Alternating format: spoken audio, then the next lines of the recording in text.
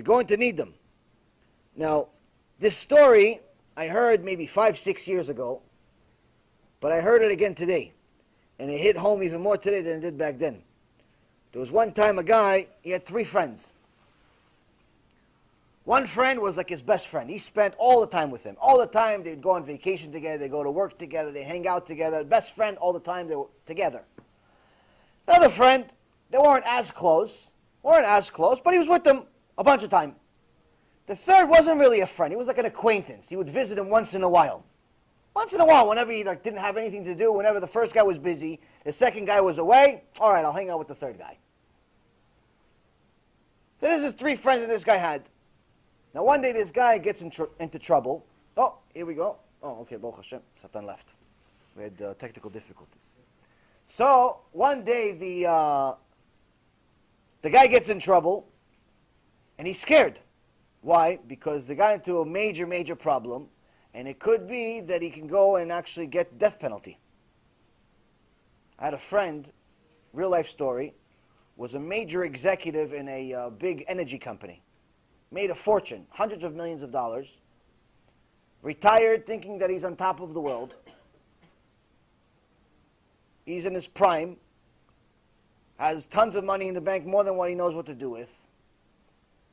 One day, he goes to pick up his friend from the airport, because that's apparently what friends do for each other. They pick each other from the airport, even though there's taxis and things you can pay for, but I don't know, for some reason people like to pick up other people from the airport.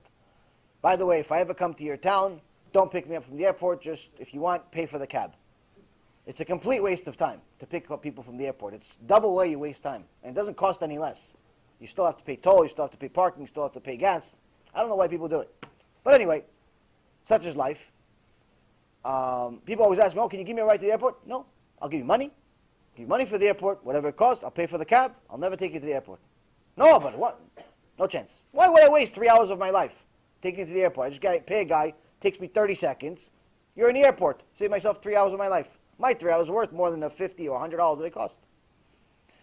So anyway, this guy was very, very rich. Apparently didn't have anything to do, so he wanted to pick up his friend from the airport. But on the way to the airport, the guy in front of him stopped short on the highway, and he was going really fast, so he hit him.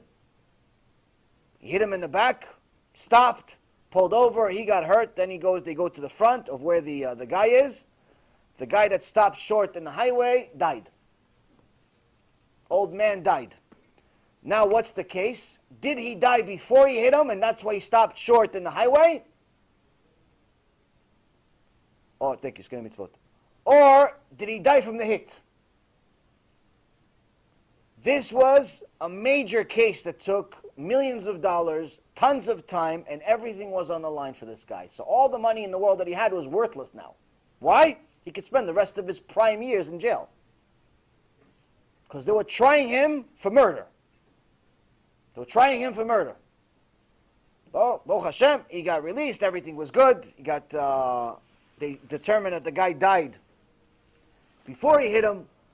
But the point being is that all the money in the world couldn't help him at that point. It was just Hashem deciding whether he's going to spend the rest of his life in jail or not. So this guy that's in the story, we just forgot about the story. We're back in the story now. So this guy that was in danger, on a similar situation.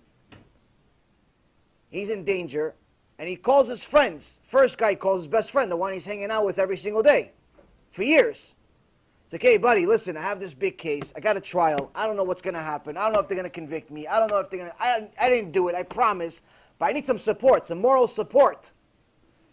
What does his friend say? This best friend, this BFF that he spent all these years with. I'm sorry, buddy. I can't go. I'm busy. I can't go. No, but come on. You're my friend. You're my boy. For years we've been together. We're like this. Come with me to the case. I'm not asking you to fight for me. I'm not asking you to give me money. I'm just asking you to just be there for moral support. Sit in the court. I'm sorry, buddy. I'm busy. I can't go. What a letdown. This is worse than the case. This is worse than being convicted guilty. So what does he do? Misken. He calls the second guy.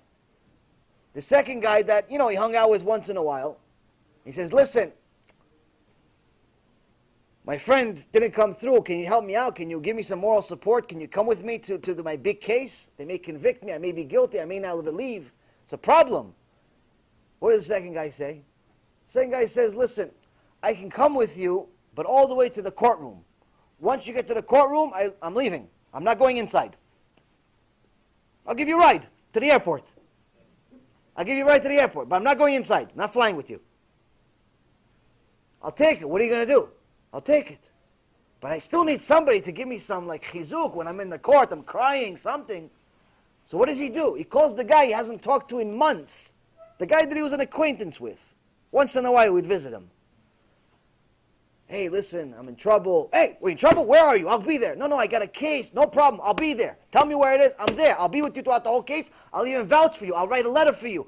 All of a sudden, this acquaintance that he didn't even know he was friends with is writing letters for him. He's vouching for him. He's fighting for him. Your honor. He's a tzaddik. He didn't do it. What, you know what he did? No, but I know he didn't do it. He's a tzaddik. This guy got the surprise of his life. Best friend didn't show up. The middle guy gave him a ride. The guy that he was like friendly with, is like writing letters on his behalf. Surprise. What's the biggest surprise? The biggest surprise is the story is about us. This entire story is about us. How is it about us? A guy invests all of his time with his best friend. What's his best friend? Money. His job.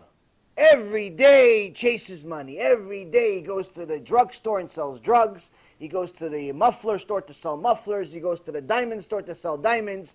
And he spends overtime to save for a vacation he's never going to take.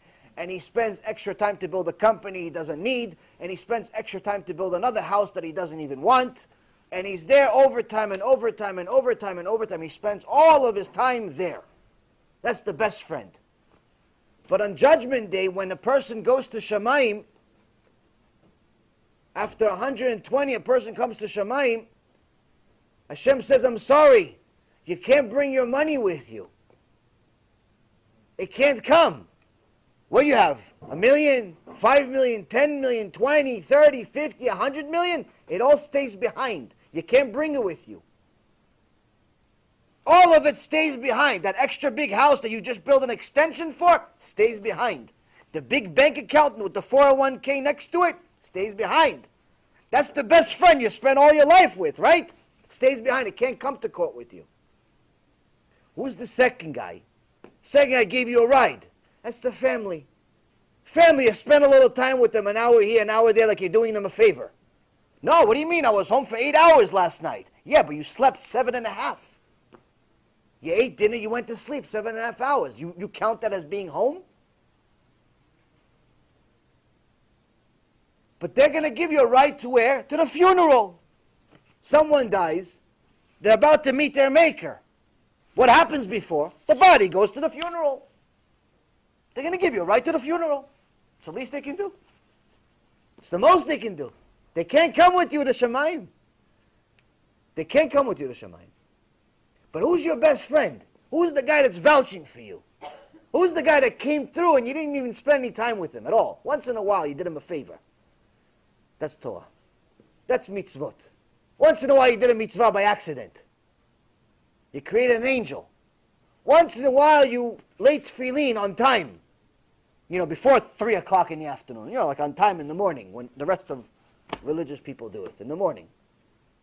Once in a while you do it right, you get an angel. You get a mamashal, right? An angel. What is he doing in Shamayim? Oh, you're in trouble? I'm writing a letter for you. What? What happened? He's tzaddik. Hashem is tzaddik. What do you mean tzaddik? Look what this guy... No, Hashem is tzaddik. He's tzaddik. He's vouching for you.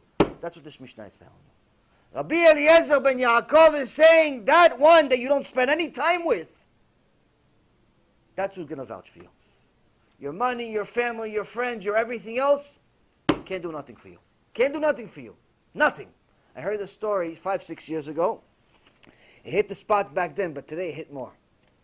You know, you repeat. It's one of the things you're supposed to do to learn Torah. You repeat. You go over things. And every single time you go over Torah, the second time is better. The third time is better, and it keeps getting better. That's the beauty of Torah.